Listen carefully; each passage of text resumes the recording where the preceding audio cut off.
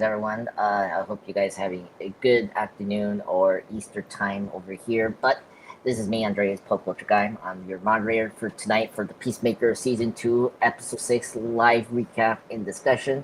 I have three wonderful guests here, and let me just introduce them very quickly. First up, Jesse, welcome back. He's back again to be part of the Peacemaker discussion, sir. How you doing? Doing great, man. Boy, I picked a great episode to come on here. This is going to be a fun discussion. Yes, I'm so happy I got a good one for Revelations too. And of course I got Jeff, of course the co-host of MC Bleeding Edge, sir. How you doing? That's good, sir. I'm glad you remembered that we are the MCU'S Bleeding Edge. That's good. That's very important information. I mean, it's your turn. Good job. Thank you, sir. I'm good, sir. I'm doing great. Okay, all right. And then we got the other co-host, of course, Cyberneticshark, the co-host as well. I should maybe add half shark, half man, but no, we've discussed that whole idea when you tried to come up with nicknames for Cyber previously, sir. Yes, not the King Shark, right? Not King Shark. Oh, no. King Shark. Only King Shark. Oh yeah, we can do that. So here, let me redo it. To our co-host here, Bleeding Edge, the King Shark himself, Cyberneticshark. How you doing, sir? I am fantastic. Very kingly feeling. Very sharkish feeling. Thank you very much. Yes, awesome. And yes, sorry, Jesse. Just to get back to our DC stuff. Yes, Gods and Monsters was the last movie we did. Was it? Okay. I totally forgot about that movie. Yeah. It's a good movie. Anyway, so we're back again doing a awesome Peacemaker review. So let me start right away for this discussion. Really good one. I thought this was the highlight of this season. Not the best. I thought this was a good episode 3. It couldn't be episode 3, but like it was a good episode after 2 episodes were like slow and just, like taking its time to like get to this dimension, which we'll get into a little bit. But just gonna do like Red Robin around. Jesse, I just want to hear your thoughts about season 2 of Peacemaker, and then what your thoughts about this episode we're reviewing. Go ahead, sir. Yeah, sure. Yeah, well, I absolutely fell in love with Peacemaker season 1. Loved everything that I watched. I was kind of worried. I didn't know how John Cena was if he's going to be able to pull it off or not. I didn't know anything about Peacemaker. I do a comic book podcast, and one of the few things I get into is DC Comics. It's kind of rare sometimes, but I mean, I've heard of Peacemaker, but have I read much with him in it? Not really. So also you got James Gunn doing this thing. Am I going to take this seriously, or is it going to be a big joke, or what's going on? And I was so surprised with season 1 and how much I loved it. So season 2 rolls around, and I'm excited. I tell my wife, I'll wait for this season to drop. I don't know what in the world's going to be happening, what the rest of the story is going to be like as they continue telling what's happening in Chris Smith's life. Well, it gets interesting. I mean, right off the bat, we see that he finds himself, he has a portal. Then he ends up finding himself in that portal, and then he ends up going into an alternate dimension and kind of taking his own spot over there where everything's perfect. It's the best dimension ever, if I remember correctly, is the words that came out of his mouth. I am a fool for those types of shows, for those types of plots where it's love what ifs, love DC Elseworlds. Those types of stories are always fun for me. So to watch Peacemaker go into this other dimension and everything just seems right. And of course, not everything is going to be all right. And then, we get a big reveal here. This is the episode. Like, I remember looking at my wife and saying, okay, I think I know what's going on here. Not because I was basing it off of DC lore or anything like that. I was starting to pick up on the context clues as we led up to what this reveal was going to be that we get in episode 6. I started realizing that there's definitely something different. I couldn't wait I knew the rest of his team was going to get in there.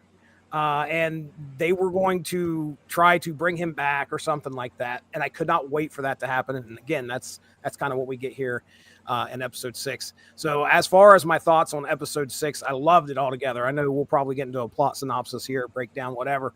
But this was the episode like I was waiting for. Yeah. I was waiting for this thing to finally drop and all the big reveals happen. And I feel like that's what we get. No, I agree, because it's like I knew they were gonna go to this dimension, and then it took so while for 2 episodes, which I agree with one of our guests for or last week or the week before, that they could easily combine the last 2 episodes that we had, episode 4 or 5, and make it like an hour-long episode and get these characters into this dimension. But we got it, and I mean, Gunn directed this, so he did not disappoint, which was great. Jeff, your feelings so far with the season? What you thought about this briefly? The episode we're talking today. Well, episode 6 kind of needed to be a big episode. The build up to it has been so such a slow crawl. I feel like, obviously, like Jesse said, there's, episode 6 has a lot of reveals, that we'll talk about and everything, right? There had to be something wrong, eventually, in that other dimension. We saw that fucking one alien pop out of the closet again. that one alien came out and had some other alien and burned it or whatever, or whatever, that was cool. I like that alien. I don't know what his deal is, but he is cool looking, and I just love seeing him. Anytime he comes out, pops up, I love seeing him. So that was great. I love that they had that alien pop up, especially with the crew, not with Peacemaker, but have him pop out with Hardcore and John, and everybody, that was cool. It was cool to see the cameo with what's his name from Superman, Lex Luthor. Lex Luthor, yeah, that was a great cameo. I appreciated that. That was good to see, and I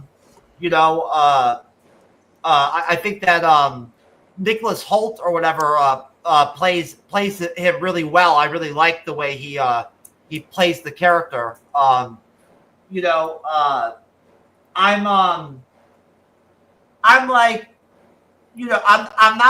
still not loving too much the Rick Flag stuff still. You know what I'm saying? I like Rick Flag, Senior as a character and all that, and I like that actor and everything, and I'm sure by the end of the season, things will play out to where his arc will work out, in an interesting way. But so far, it's just I haven't been all that enthralled by him yet on the show, as far as his addition to the season. I haven't been too enthralled by it, but episode 6 was a great episode. It was not that long, I don't think. It was longer than these last couple ones, but it wasn't a long episode. And yeah, not super exciting. I wouldn't say necessarily, but a lot of interesting and creative shit did occur. Season 2 so far, I don't think it's been as good as season 1. Honestly, just to be real, I don't think season 2's been as good as season 1. I think season 1 was better collectively, as a whole season. But season 2 still has 2 episodes to go, and episode 6 was a strong episode. It was, and it kind of stabilized the series a little bit, with a lot of reveals and a lot of big moments and a lot of continued good dialogue and a lot of continued character growth, and seeing a lot of characters intermingling with the other characters and things like that. The stuff that the show is good at, So that's it. Thank you. Yeah, I'm kind of in the same boat. Not my favorite season. I still think first season is still the best, and as you were saying before, yeah, just the pacing of this season was kind of way off. And, we'll get into that when we'll wrap up the season. Saber, your overall thoughts of so far this season and this episode we're talking tonight. The overall season I've enjoyed. I thought it's been really done well. I've enjoyed that it made itself very different from the first season, which, makes it very differentiating so that you're not comparing them as much. So I like that. I think that this season has taken it to a completely different direction. We've seen Chris go to a completely different direction. And it's nice to see like it kind of deviate a little bit and give us this really odd, interesting kind of thought process. So I've enjoyed the season. I thought it's been so far so good. This episode I thought was really good. I enjoyed it. I thought it was a really solid episode. We finally get a couple things that really kind of tie it together to the DCU and also give us kind of clues into, why this world is the way it is. And it's too bad that, it ends up being what they said it was going to be. But other than that, I do like that the great cameo we got in this episode. So I think it's a really solid episode. Yes, I agree. Yeah, I think this will. I'm curious how. I mean, if this is true, set up, the Man of Tomorrow, which it kind of seems like it. We'll get into that later on after the season's over. Okay, so this episode is titled "The Ignorance is Chris." And of course, this is episode 2, episode 6, and so we start. Ignorance, sir. Ignorance. Thank you. Let me bring my kryptonite here. It's like, it's really bad. All right, well, let's get into the beginning. So under Harcourt's instruction, like we see the team uses Andrea's Chase house. By the way, his mom was hilarious. Yes. By the way, I'm like, this episode is going to be good. Also, just because of Chase, who is always funny. I'm happy we got more Chase in this episode, which is good. We'll get into it. So they use their house as a location to open the portal to the quantum chamber, which is short to quad, and leading to first up, what was some of the jokes? In here you see like the mom telling, like she knows about Waller's daughter, as a friend, and then of course John, and then of course what Harcourt was hilarious that she thought that she was the girlfriend for Chase, and then like she was like a hooker, something like that. That was like very hilarious. And then we get into my favorite scene ever, was them going to this like stash room full of money and cocaine. And this man, I love Chase, but I have completely agree with Waller's daughter. Is like, what the hell, man? Like, we're literally in the riches. First, like, you're not using the money because it's blood money. Like, what? Like, and you lied to your friend that you have money to like pay breakfast. I was like, what the hell? Like, oh my god. So, and then he has this weird collection of teddy beans. I don't know what they were, but like that was weird. But anyway, so obviously Wallace let her know how to like operate the quantum thing, so she does it and then opens up the portal, which is similar that it does this kind of like similar to like was it Boba Fett or Jango's Fett from Attack of the Clones with that sonic bomb, literally like that, like smelled that, and the whole cocaine like literally spread to everyone, which was hilarious. I was like, I can't believe they I mean, I'm surprised they held the cocaine, I mean, I don't know what kind of cocaine it is, but like, yeah, it was very funny. But pay attention to that because that's going to be pointed later on, of course.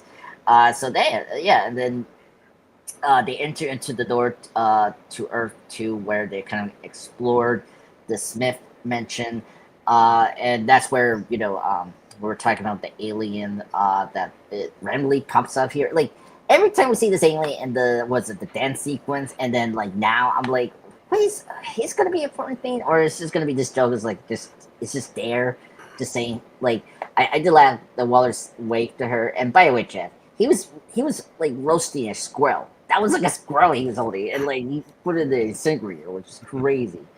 Yeah, my money is that it could be a Martian, but I don't know. That's not how like usually the Martians look like in comic books, but whatever. Yeah, so after that they find the door, and yeah, they go to the like Earth 2 mansion where the alternate version of Peacemaker lives, and then like after they kind of walk around and go to like Chris' room, Keith arrives, and like that's where Hardcore has to like hide everyone, and like to evade suspicion, she had to kind of talk to him, and he offers her to go to Argus, and she kind of like accepts that ride, which leaves the rest of the team behind. And then we get the moment where like Chase wants to go out there to find his like alternate version, which was like again hilarious and a great payoff to this episode, which is funny. And then this is where I'm gonna just wrap up right now, but after Hardcore does arrive to the Argus with Keith, she gets attacked by the dogs because of the cocaine that was like left in her coat, and so she gets intained, and they had to like test her like if she was doing drugs. And at the same time, Chris sees her and pretty much realized that her other Hardcore is there. So let me stop there. Let me go with you, Jess. What do you thought of this opening up to her arriving to Argus and getting arrested, basically, for the cocaine sample in her coat? Go ahead. All right. Did you say Jeff or you say Jesse? Jesse, sorry. I'm sorry. That's okay. I didn't want to step on Jeff's feet here. So, all right. Yeah. Wow. Okay. So this is like almost the first, we're making our way through about halfway through this episode. There are the opener. I'll talk about that first, where we have, Chris, I think, is in a diner, if I remember right. And yes, like somebody wants to get a picture with him, and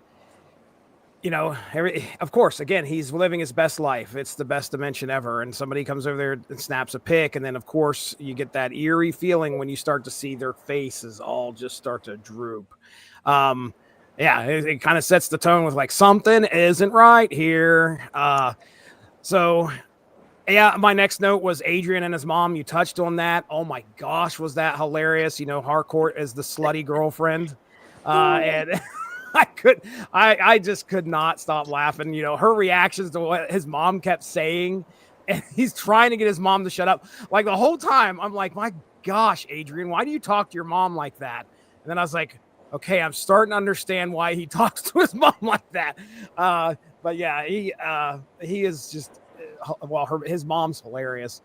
And then Adrian's secret room. Yeah, that's hilarious. We get this, they open it up. There's this basement that's full of contraband, full of like money, and just like you said, I was thinking the same thing. I thought they were going to go into this new, go into the alternate dimension, and they're being high as fuck. I thought that's what was going to happen. I thought they were going to be like tripping or something like that, and then of course the hilarity would ensue. But no, that's not the case. They held their breath when this thing exploded and blew all the drugs back at them. Yeah, the Beanie Baby closet, like before they activate the portal, he's got all these Beanie Babies in this closet. And I don't know if you guys ever collected Beanie Babies. I did not. I had a sister that did, though, and she had a room that was very similar to that, where the wall was just all the way around just straight Beanie Babies. It's again another there's not like, they could just keep adding stuff to fill out Adrian's backstory, and it still could just continue to get more ridiculous and more ridiculous. And having a Beanie Baby collection does not surprise me one bit. So yeah, Adrian wanting to meet himself was hilarious because he would not drop it. Like he just continued to say, well, certainly there's another me out there, right? Like, well, look, we got to get Chris. But I mean, the best way to do that is, maybe talk to me, right? And they could not get it. Finally, he just goes and does it. And him walking out in broad daylight, dodging cars in the suit. Again, just stuff that was off the wall, absurd, and hilarious. Yeah, and then we watch Harcourt, who gets stopped by security. The drugs is paying off here. That's where things are paying off. And we watch Chris walk into Argus and see her. And at that point, oh man, it's going to be on. Let's see. He's going to want to know what's going on, and we're going to finally maybe get a little bit of resolution, or I don't know. They're at least going to talk here. So they haven't talked in a while.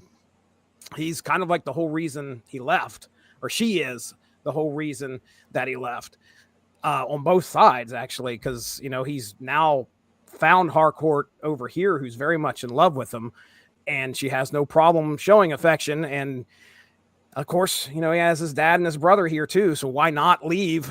It's the best dimension ever. But there you go. I'll stop there. That's all my notes so far for what we've got up to. No, very good. Just Cyber, your thoughts on the beginning up to where Harcourt is getting arrested for the cocaine she has in their body. So yeah, the whole Adrian's house thing is the funniest fucking thing ever. I laughed my ass off that whole freaking time. The mother wouldn't shut up. He kept trying to get her to shut up. Was absolutely exactly how I had pictured Adrian's mother would be, because he definitely, you feel it's that Italian. He's Italian. You can tell he's Italian. And he's got an Italian mother. And you're just kind of like cracking up, like, of course, Vigilante's mother would be, somebody that would not shut up, because Vigilante never shuts up. So that was inevitable.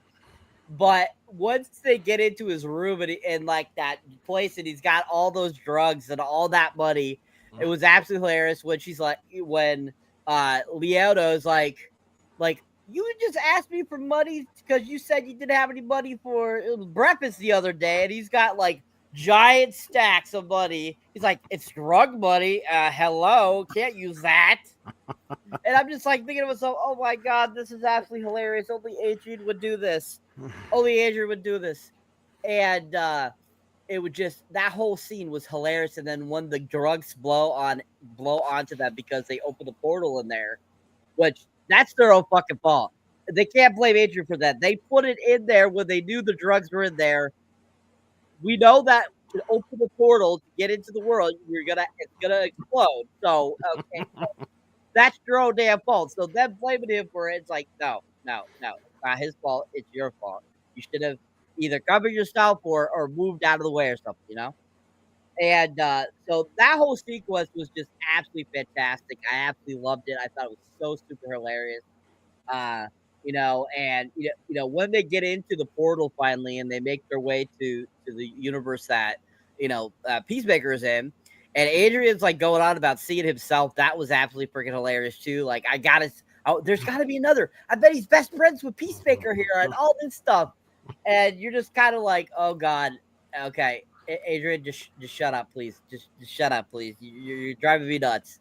And just all the reactions to what he's saying is absolutely done well. Like how everyone acted and everything was really done well. And then when the brother pops up in the room and they're all standing there, and then she's like, yeah, I just took a shit. That's rancid. It was rancid. I'm like, oh my God, that was absolutely hilarious. I'm like, oh my God. And I started cracking up again. I was like, oh my God, this is a comedy episode. What the hell? Like literally, I just dropped the log in there. I want you to know that. Okay. Okay. That was freaking hilarious. I cracked my butt off at that. That was greatly done. And just like how the other two were like, they're in the closet there trying to keep silent, and the freaking Economist is over there trying to almost puke in it. I'm like, what the hell is wrong with you, Economist? I'm like, what the hell? I'm like, what's going on here? That was freaking hilarious. And leading up to them going to Argus, which was really funny because we had in between there, we had the intermixes. We saw Peacemaker with the other Harcourt, and they were like in bed canoodling, and then then she's showering and he's like shaving and shit. And I thought that was kind of interesting. And eventually when they get to the thing and she goes in there and she gets stopped because she's got the drugs on her, I was like cracking up going, that would happen. That's what would happen. I knew it. Why wouldn't you make sure you're more brushed off or make sure that you have nothing on you when you're going to Argus? You know how Argus is. You've Right. been in Argus for years. Like, how would you not think that, So that was hilarious. And so, yeah, I mean, this whole beginning section was done very well, really enjoyable, super funny. And I really enjoyed it.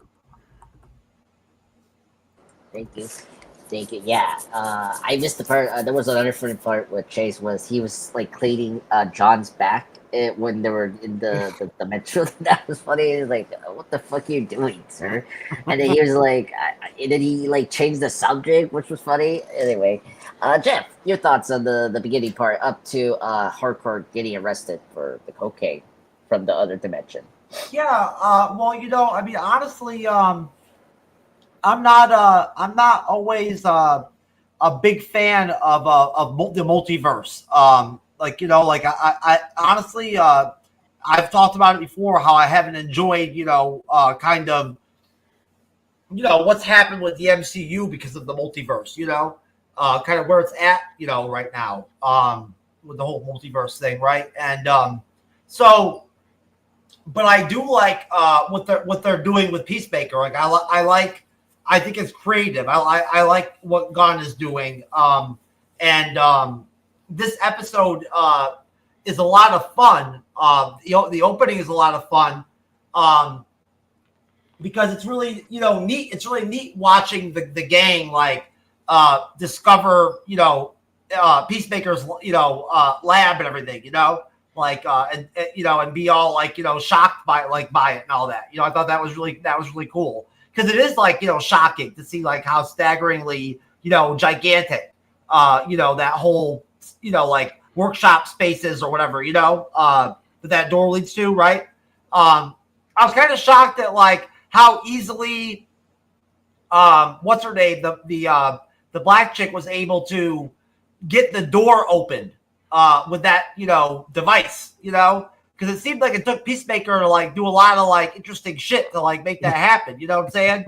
So I just thought it was kind of interesting that she was able to make that happen so easily, but whatever. Them actually infiltrating, the Earth 2 was great. Of course it makes perfect common sense that, what's his name? God, why can't I remember characters' names all of a sudden tonight? It's what is the other not Peacemaker but Peacemaker's best friend? Chase. Chase. What is this superhero name? Vigilante.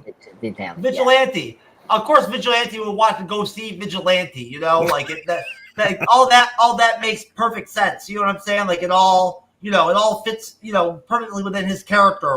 That's what he would seek that out, and yeah, the mom is really, really funny, I mean, the stuff that she says to Hardcore, is hilarious, Hardcore's facial expressions towards, towards, Chase, during that conversation are priceless. And, just the whole vibe of the group, their group going to his house is funny, in general, and makes for really good humorous TV. But she's great, and I love his how his secret entrance has 6 locks on it or whatever, that he's got to unlock each one with a key and all that. His stash room is great. I love watching all the actors grabbing money and hiding money, when they got the chance, Right. That was great, because they're all broke, they're all having, they all don't have a job basically almost. They're kind of in a fucked up spot, all of them, honestly, with Argus and everything, in the real world, right?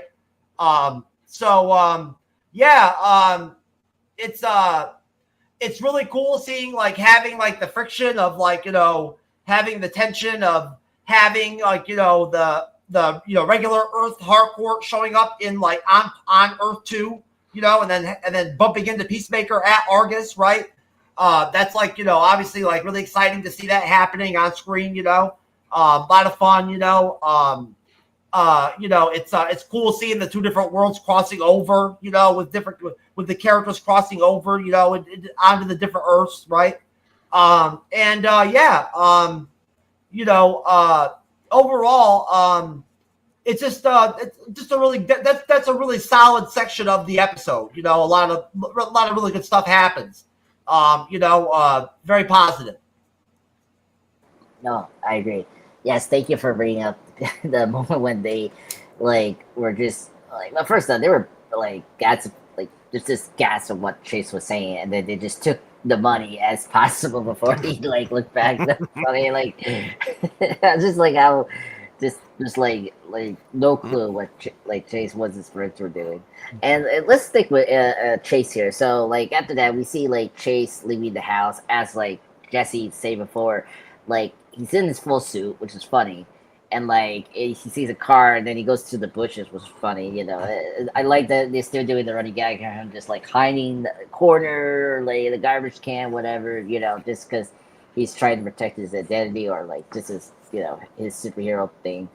And so he does visit his alternative house where he's laughing. So this moment was the best part of his episode. He's just laughing. He's oh my god, the same format of the house, the squirrel. I'm like, oh, okay, the squirrel. And then when he gets to his parents, his dad was there, and then apparently, oh, my dad didn't leave because he was not gay in this universe. I was like, Dad killed me. I was like, what the hell? And then after that, he goes downstairs and he's surprised the keys work in this universe, and then he sees his identical self, and they did oh my god, Gunn was so genius. He does the most funniest thing there is. They do the Spider-Man meme. They get dressed in, which was funny. They did the pointing. And it was oh my god, that killed me. That was a good sequence. So and then now Chase meets up with his Earth 2 version. We go back to I think Earth 1, where unable to find new leads to catch Peacemaker. So Flag Senior. By the way, I like his moment with Tim Merrill's great scene. Love the comedic beat of him, telling him to leave because he was thinking by himself, alone. And then I like to say, "Fucking idiots!" I was oh my god.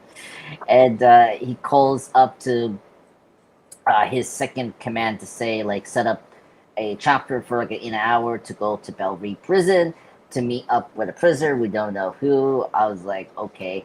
And then it took me a while until the second watch I had today for tonight to be prepared. I was like, oh yeah, they really tease you with Lex Luthor because his theme from the Super movie popped up when he was walking.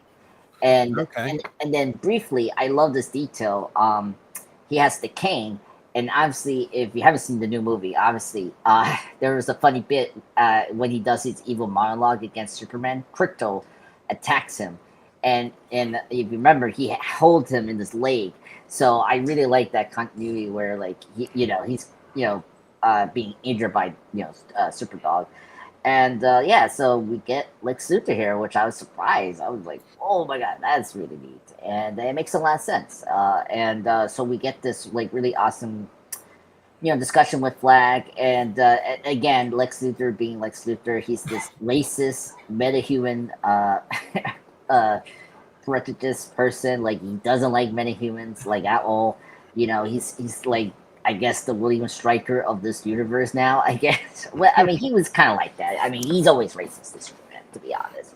But anyway, so the deal was first off, he doesn't care about Peacemaker. I love the line where you say I don't goofy. What does he say? Goofy costume freaks are not a threat, which is funny.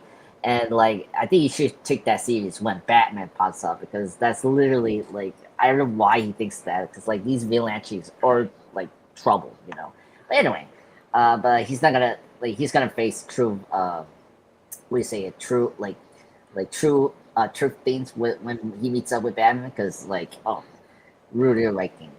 So anyway, so like Rick offer him like well, first up, move to a new prison without many humans, basically that, and then he also brings up which did intrigue Lex, a redemption for his I guess his reputation as a I guess scientist or whatever.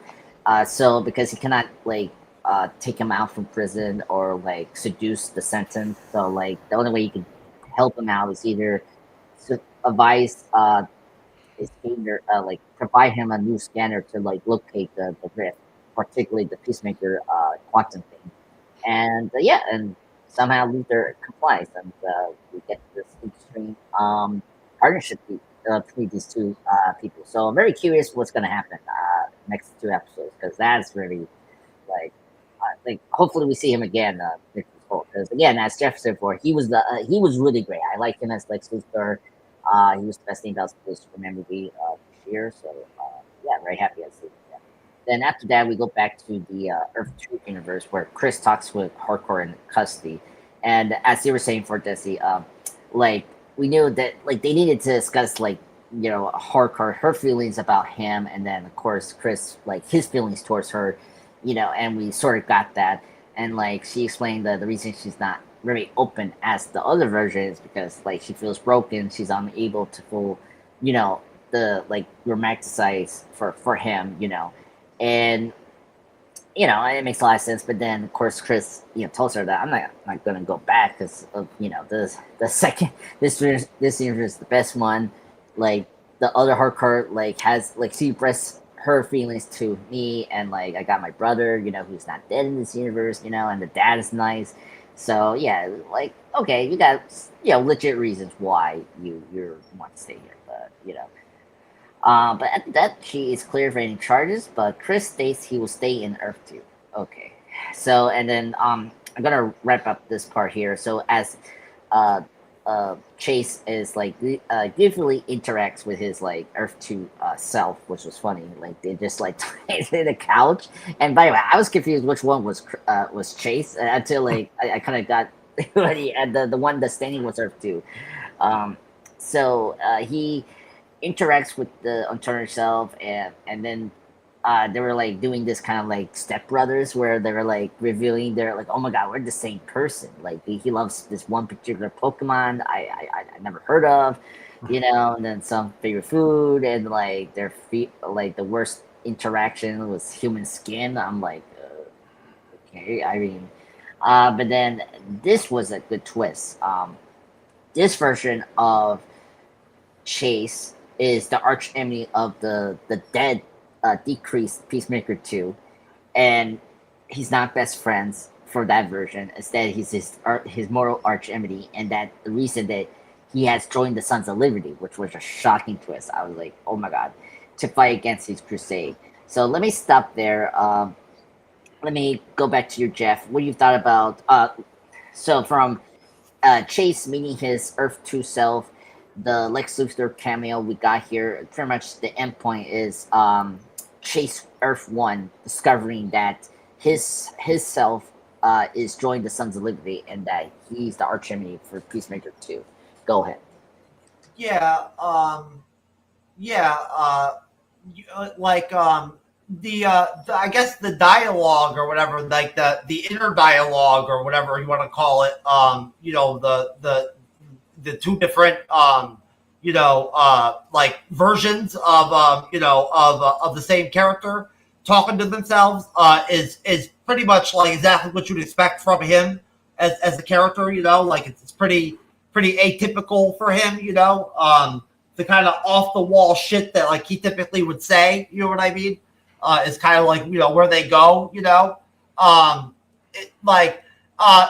not that shocking that like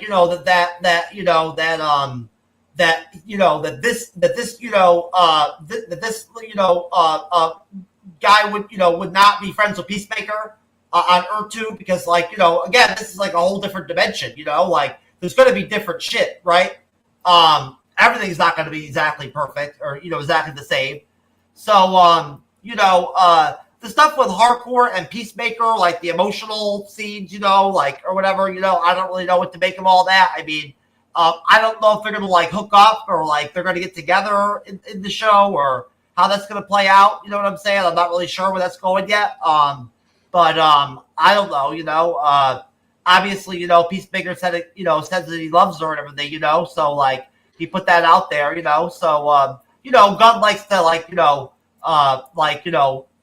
get into a relationship and love and stuff like that, that kind of territory, which I appreciate,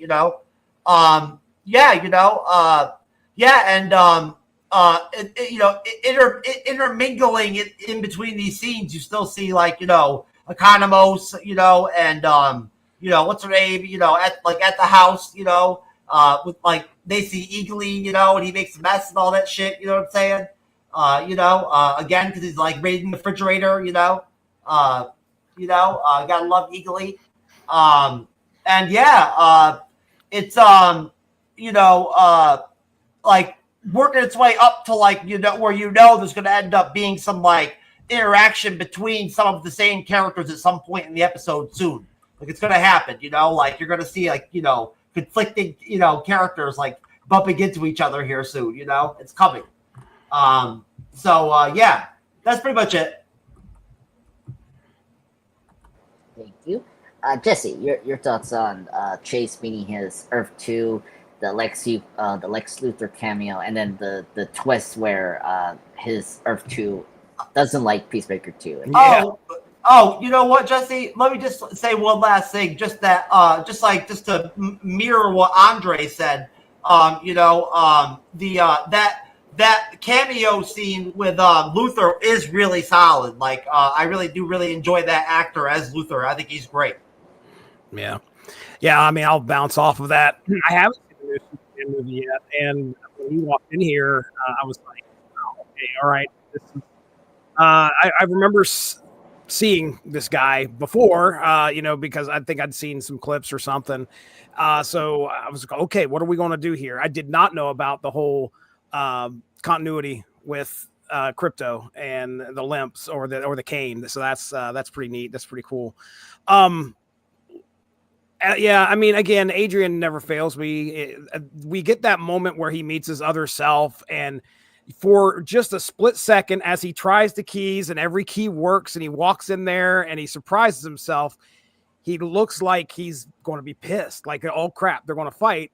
And then, of course, just like you said, we jump into the hijinks where they're pointing at each other and having a good time. But then, at the very end of things, there is like the one stark difference.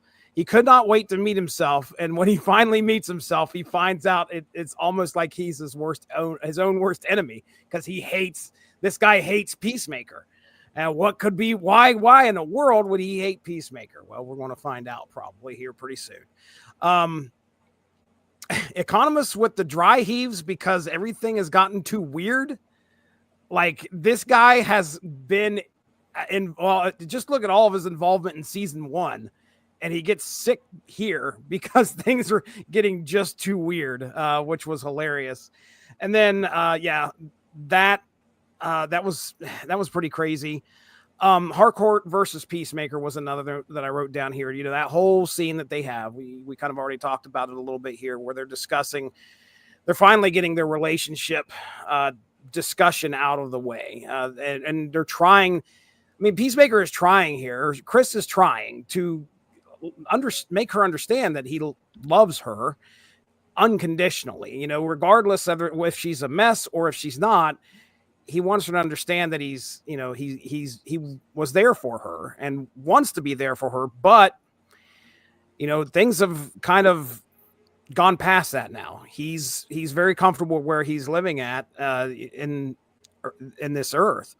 So, but she is definitely, we've seen it all season. She is a nightmare. She says that she's a nightmare, and she definitely is. She has no way of really expressing her feelings or actually to feel something unless she gets into fights, or unless she, that's just her way of dealing with things because of how messed up she is. And I don't know if she's tried therapy, but that would probably be my first suggestion. I mean, it might be a good idea to go talk to a therapist. But regardless, there's real true love there in Chris's heart. And, now that he's found something else, I really think that she is really upset about the fact that he has chosen this earth over her, but she doesn't know how to express it. And she dances around it the whole time. And he's just like, you got to stop dancing around, stop and tell me what you feel. And she won't do it because she's hardcore. I think that's really all I have for this section. Really, I mean, there's the mention of the Sons of Liberty that Vigilante says that that he's a part of. And, my understanding is that is a team that is very steeped in DC lore. So this whole Earth, I think, is steeped in DC lore. But yeah, things are definitely getting weirder. They've got Leota's about to make, she's about to get bored and make a decision here that's going to just really send us on the reveal trail. But there you go. That's all I got for this section here. Good. Yeah, I'm very curious if we're gonna see what was that character's name? That was in Supergirl, but like he's the main leader for the Sons of Liberty. But very curious if they're gonna bring him into this show as the. I'd like to see it. I mean, yeah. Cyber, your thoughts on Chase meeting his Earth 2 counterpart, and then of course, the Lex Luthor cameo. Pretty much the end point is Chase Earth 2 explaining that he's part of the Sons of Liberty, and that he is the arch enemy of Peacemaker Earth 2. Go ahead. So, Adrian meeting his own self is fucking hilarious as hell.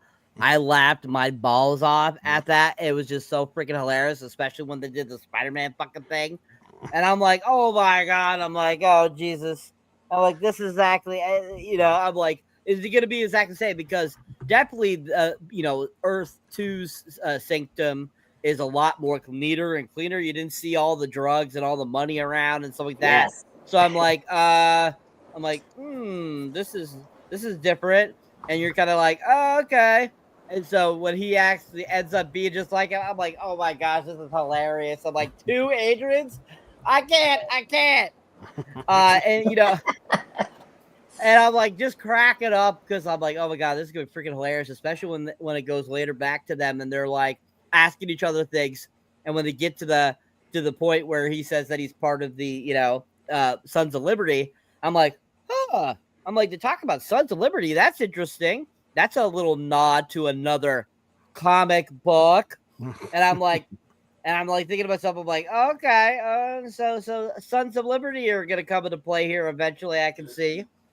So that was hilarious. And they're saying the exact same thing until they finally get to that Peacemaker is his best friend and then he's his arch enemy. And I'm just like, oh, so there is a difference. That's good.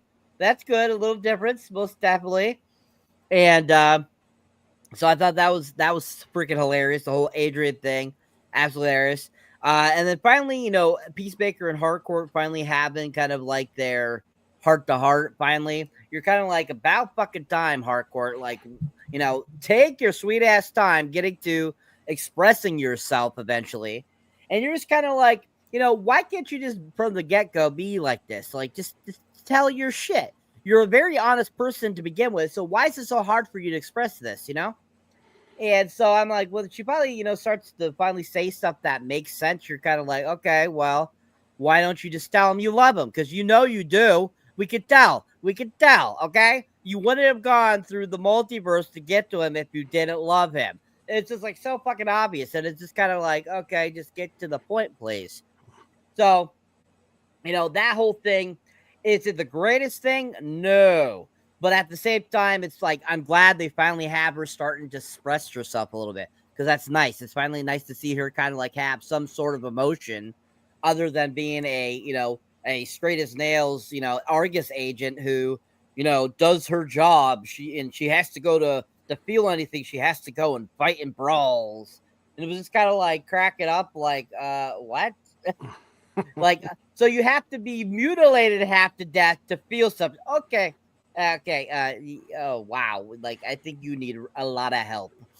But anyways, I think that, that still was a very interesting moment. Finally, we got that out of the way. Finally starting to see Harcourt become an actual person, show some sign of that she does have some emotions. That was great. But yeah, definitely the vigilante thing is the best part about this whole section leading up to that endpoint, and just freaking hilarious. I mean, Eagly in the kitchen try to eat some food was hilarious, and them having to clean it up after him, and her opening the bologna for him so he could eat the bologna stuff was hilarious. And I love that he squawks at Economist. I was like cracking up, going, "That's right, Eagly. You yell at Economist. He's such a bitch." Yes, yes, yes. I was just kind of cracking up at the same time, because that's the one thing great about Economist's character. He is such a fucking little bitch throughout the whole entire series and every movie he's been in. And it's just freaking hilarious because you don't expect that from how Economist looks, how he is. And you're just like, you literally would probably, a guy would probably say, "Hey, I'm going to take this dildo and shove it in your ass." And he would comply with it because he's that fucking like bitch. So I mean, it's hilarious. It's absolutely hilarious. And Steve Agee is absolutely fantastic. Absolutely love him. He is fantastic as Economist, and I absolutely love what they've done with the character. I think it's hilarious. I think it's fun. And what's funny too is I don't think a lot of people realize he was actually in Guardians of the Galaxy Volume 2. Yes. He actually had a brief part in that film, is kind of where he got his first James Gunn kind of experience, which led to him getting the Economist role, I feel. Which I think that character in, Guardians 2, I feel is exactly similar to what his Economist character is. So I'm like, wow, he just plays the same bitch the whole fucking time. I'm like, great job, Steve G. Good job. But anyways, this is a really solid part 2. I really enjoyed it. I thought it was super funny and a great addition and portion of this episode.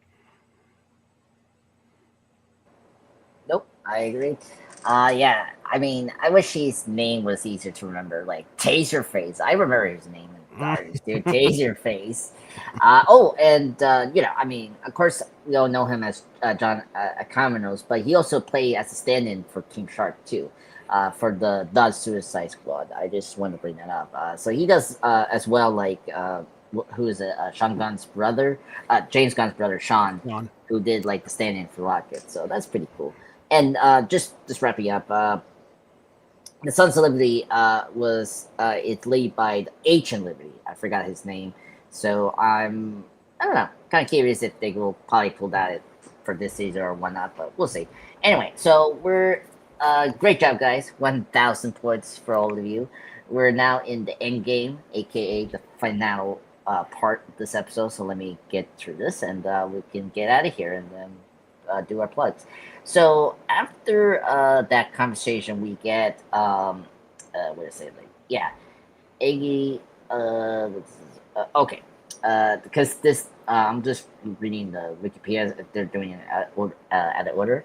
So anyway, so the dad, played by Rob Patrick, discovers Economos. So just bear with me. We're in the final part here. So the final sequence of this episode. So, and this is a big twisty episode. Like, we got everything merging together.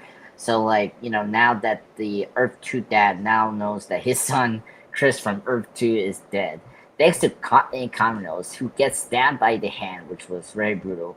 But like, come on, like, Economos, you should be, the brother, roast the hoes, for Chris, not reveal anything. And he literally told the dad everything. I was like, oh my god, Economos, you're a pain in the ass. But I agree with Cyber, that's the point of this character.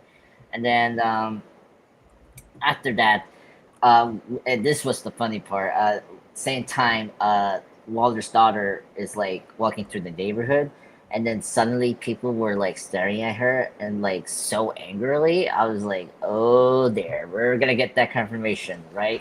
We don't have diversity in this planet or Earth. So, and then of course we cut back. This kind of like intercut with Chris, and then Waller, and then with Common Nose. After that, we got hardcore notes that there's no people of color, and then Chris is like, "Oh, what do you mean? I didn't know." He like denied it. I was like, "Dude, where's the Chinese? Like, where's the like? Forget about the other. Like, where's the Chinese? Where's the everyone? Like, where's the white people? Where's the like Latino people? For God's sake, I didn't know it was that either. I'm like, where's my Latino people, folks? All right. Anyway, but then after that, Chris find a how to say it, like a swastika in the U.S. flag, which I was like, oh my god, that.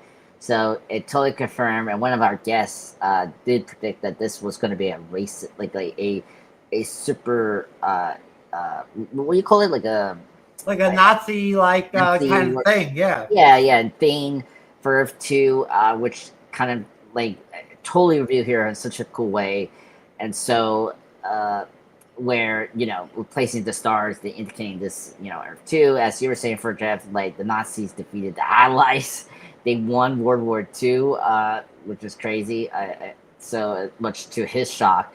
And then hardcore Earth 2 arrives and ordering the guards to arrest the Earth 1 hardcore. So we were left from that. And then the end point is pretty much Waller leaves for like the walk, but then the whole neighborhood, including Keith, chases after her, which was scary. I was like, what the hell?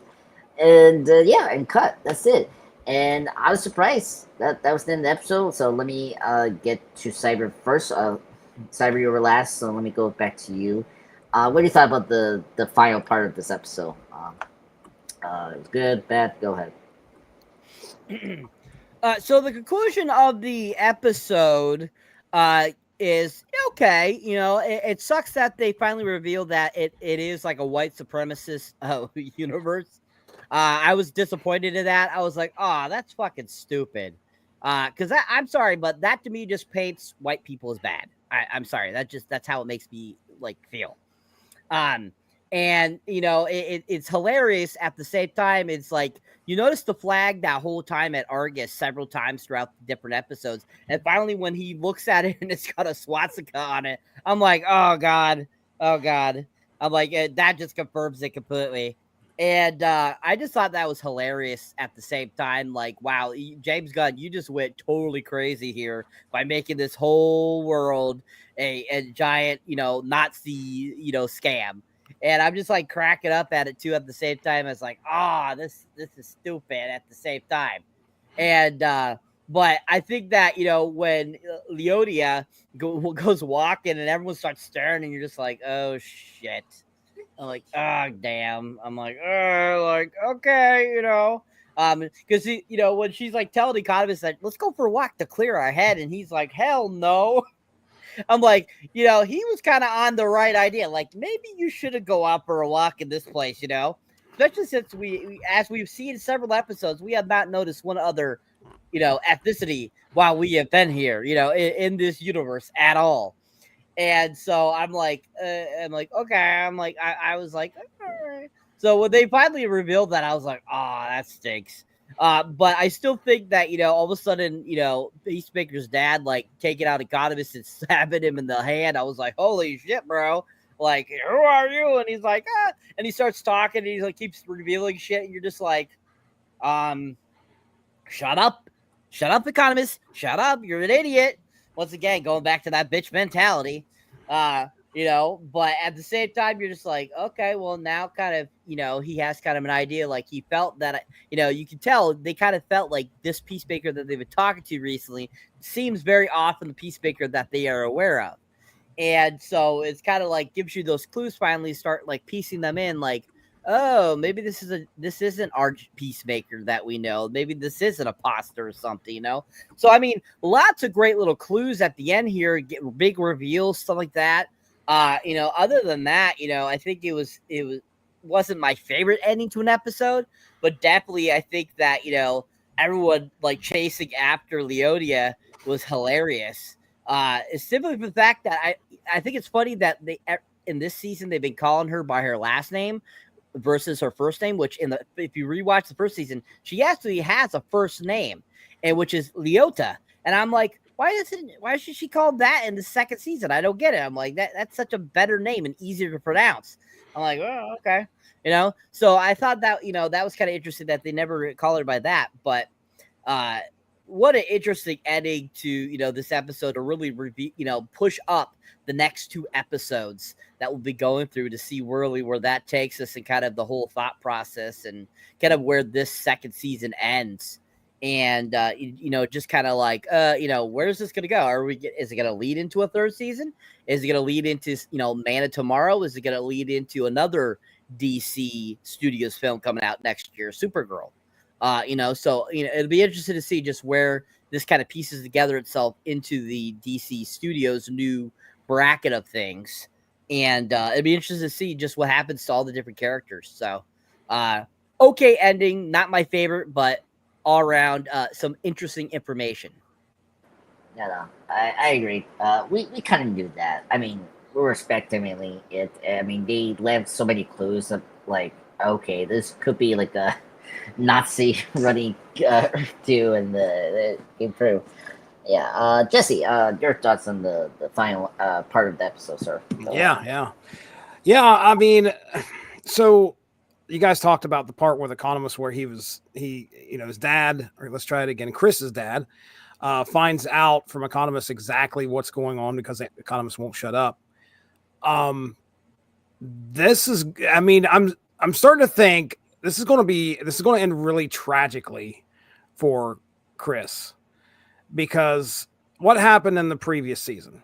He fought with his dad and he ended up shooting him in the head. I think that was the bumper, or the kind of like the oh my goodness, where they kind of covered what happened in the first season. I remember on the first episode, that was one of the big things that they showed was him killing his own father. Well, he's finally found this one realm, this one dimension, this one Earth where he and his dad get along and his brother is still alive. Well, now not only is he going to have to fight his dad, that's probably going to happen just by the look on his face when Economist says what he says. He's probably going to have to fight his brother too. And I mean, best case scenario for Chris is to gather his crew and get the hell through the door and lock it and never come back. But I have this really bad feeling that's not what's going to happen. He's going to have to fight his dad and his brother, and it's not going to be off the table that he has to kill both of them again, which is going to be bad. I mean, I think that's pretty tragic for this character if he has to go through that again. Hopefully he doesn't. And then, my second note, oh shit, what a reveal. For me, again, it wasn't too much of a surprise, but we were just waiting to see. They drug this out. 6 episodes. I think by episode 3, I started thinking, okay, this is where I think it's going to lead. And I think it's solidly now known as Earth X, which I just pulled up Earth X on DC Fandom. And the first appearance of Earth X in the comics was Justice League America number 107, October of 1973. And I think, didn't the Berlanti-verse have an Earth X crossover as well? Yeah. It was called The Crisis on Earth X. Crisis on Earth X, which is I think that's an actual title of one of the comics, if I remember correctly. Like, that's one of the crises that occurred because they always loved to do the crossovers between different Earths in DC, and they'd always call it Crisis of something, Crisis on 2 Earths or something like that. So Crisis on Earth X. Well, so this is kind of solid in DC, comic books. This is something that's been around for a little while. It is DC Comics superhero answer to kind of the biggest what if in American history. What if we lost World War II? What if the Nazis took over?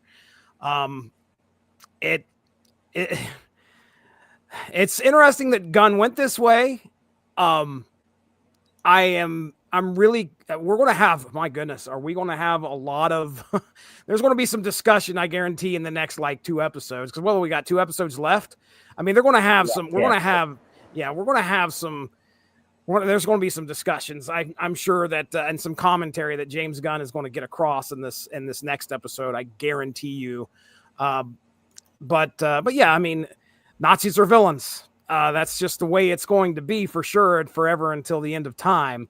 So I thought as soon as he peeled the flag back and we saw the swastika where the stars are supposed to be, I was like, holy shit. This is again, glad I got to come on here and experience this with you guys, because this was the episode that I've been waiting for all season. Thank you, Jesse. Yeah, I totally forgot about Earth X. Yeah, it's a major thing in the DC universe. They always like to do the Earth 2s, the Earth 3s, or the multiple like different Earths and what ifs that could happen with the DC universe. Right, and, this right. one, it's no different. So I'm not surprised Gunn is going through that this season. Jeff, my sir, go ahead. Talked about the final part of this episode. What you thought about it? Well, I mean, I'm really like excited to see what's going to happen with having Harcourt confront herself. Like that whole situation is going to be interesting to see how that plays out. And how they're going to make that work. Yeah, I mean, the whole Nazi thing. We've talked about it before, like on other reviews and stuff like that they might do something like that. It definitely changes things a lot, in terms of like Earth 2, obviously I don't think it's as desirable a place to be for Chris as, now, right? So see Abadayu or whatever getting chased by the white folk, was funny. That was a trip, and seeing Peacemaker's brother like honking the horn, yeah, I mean, I thought Harcourt had a really a strong episode. She showed some good emotional range. For once, what I'm saying? I thought that was good for, good for her character, and really kind of opened up more with Peacemaker, like on a romantic level, I thought, right? So that was interesting, that they went in that direction. And obviously, I mean, it's setting up for a pretty interesting, last two episodes, because I mean, if they've got Luther to, there to track down, a location for the portals, for the doors, then Fly's gonna find where they're at, right? And you've got, Peacemaker, and everybody having to get out of Earth 2 now because it's like a Nazi country or dimension or whatever, so that'll be interesting, it'll be interesting to see what Adrian does, with himself, what direction they go in, yeah, that's pretty much it, I guess. I mean, I really don't know what else to say besides just that it was a great episode, and the really kind of reinvigorated the season, I thought. Solid episode. Nope, I agree. Solid episode. Very happy that we got this episode. Finally, we got the confirmation of what Earth 2 was. And a good surprise cameo, I have to say. All right, let's get into ratings right now. Let me go back to Jesse. What's your rating for this episode?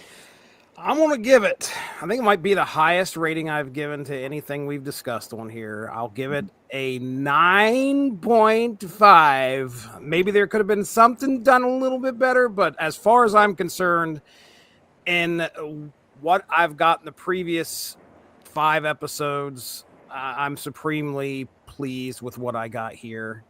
So many beats that I loved, and again, I'm a fool for these alternate world what if stories. So 9.5 for me because I loved it. Awesome. Totally understand. Jeff, you're ready, sir. I'll give it a 9, sir.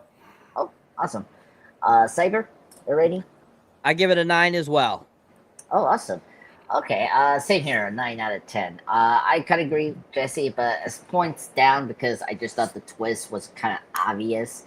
But the reason it's still a 9 out of 10 is because of Chase for me. I thought Chase was the highlight of this episode.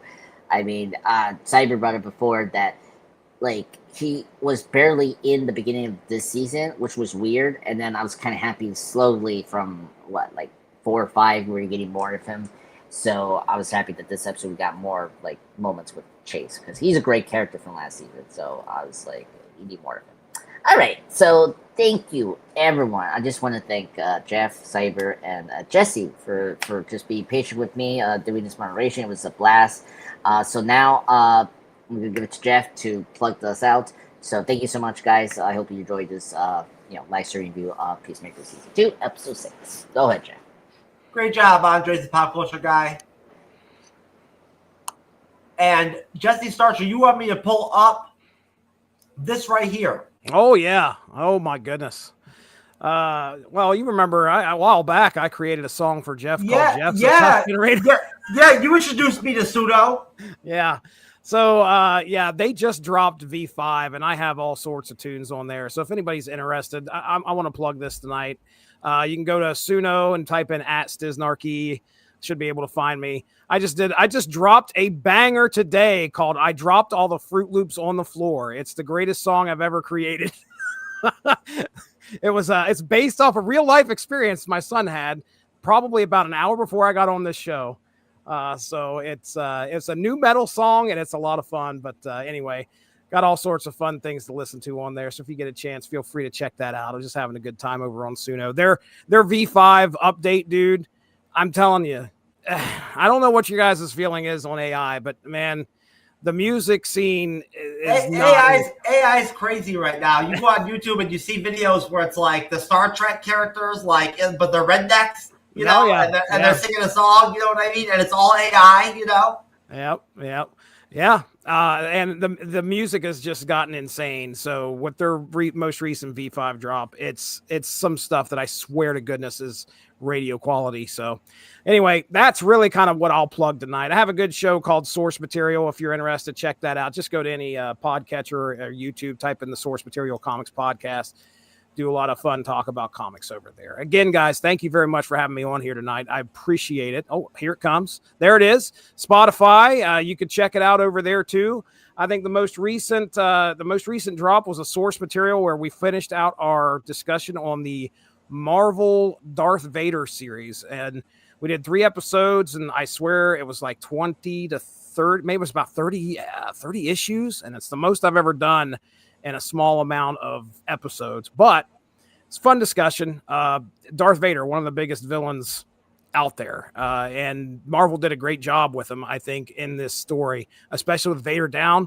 One of the most epic Vader moments I've ever seen in a comic book happens in that storyline. So, but yeah, thank you very much again, guys. I appreciate it. All right, Jesse. No doubt, sir. We love having you on. All right. So, Andres. Yep, it was great to have you again, Jesse. It was a blast.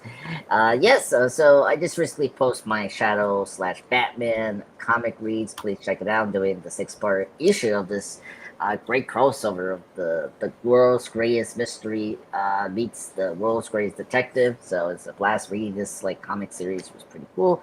The day before, I just recently posted my trailer reaction with Jeff with the Fallout Season 2 and Welcome to Derry. You can check that out. Tonight, hopefully after this live stream, I'm working on my top 10 Superman/Christopher Reeve moments from his 4 films, because yesterday was his birthday, so I thought, okay, let me put that together, because I mean, one of the best Supermans ever. Christopher Reeve, amazing, love him. Very sad he's not only with us, but besides that, check out my shorts. I recently posted my short review on Alien Earth Season 1, so you can check out my thoughts on what I thought about that series. Tonight, I'll probably put another clip from Wednesday, and then this Sunday, me and Jeff are back again to do a ranking. list, and of course, there's going to be movies on X-Men, the film series from the Fox. So we are including everything from the Wolverine trilogy and the Deadpool trilogy, and the best ones that we thought they're the best from that series. So it'll be fun. And if you want to check the other stuff, check out Logan. That was the first time Chad saw it. I'm very happy he saw it for the first time because it's a really great film. So that's all. Thank you, everyone. Please support me, Jesse, Cyber, with our contact. I'll be very much thank you for support. Cyberneticshark, sir. All right, folks. So if you enjoy me here on the panel, or if you enjoy me as a moderator on the MCU's Been Edge, you can check out my solo content. You'll find me under Cyberneticshark, all one word, on YouTube, TikTok, X, so many other places, Facebook, Instagram, Patreon, of course. And as you can see there on my wonderful little channel there, my most recent review is the Toxic Avenger that just got released this year, originally slated back in 2023. Just finally put up that review of that a couple hours ago, about 10 hours ago. And if you haven't seen that, definitely check that out. Uncut, rated version. Really fun film. If you haven't seen it, check it out. Most recent trailer reaction, of course, is also The Rip, which is a Netflix released film that'll be releasing on Netflix in January, starring Ben Affleck and Matt Damon, based on a true story. If you haven't seen that trailer, check that out too as well. My most recent short, I think, is still something Terrifier 3. And, of course, The Church. Those are still my two most recent mini reviews for you guys. I'll be having more stuff up for you guys soon. Lots more, especially with October coming up. You'll be seeing a lot more horror reviews and horror minis and stuff like that. So keep your eyes up for that. I have more trailer reactions and stuff like that to do for you guys. So keep your eyes up with that. Haven't really made it to the theater recently, so nothing really new I've seen except for Terrifier 3 on Peacock. So keep your eyes out for more stuff coming soon. Maybe probably a tribute video to Robert Redford. And, I'll be keep on trucking and keep on putting stuff out for you guys. Please keep on subscribing, keep on watching. Keep watching all of us talented people here. Definitely check out Suno. Great little product. I've been messing with it recently, too. Got several up on Suno. So if you haven't checked them out, give them a whirl. Definitely check out Mr. Starcher's stuff. He's fantastic. And, thank you all for watching, and we appreciate you. Hey, Anthony. All right, folks. That is it for Peacemaker episode 6. That's our recap over here at the MCU'S Been Edge YouTube channel and podcast. Rate and follow the podcast. We will see you next time on, for me and Andres, it'll be Daryl Dixon. Season 3, episode 4, I think. Yeah, it's episode 4. Yeah. Yeah. And I'll see you on Sunday, Andres the Pop Culture Guy. Later, folks. Peace.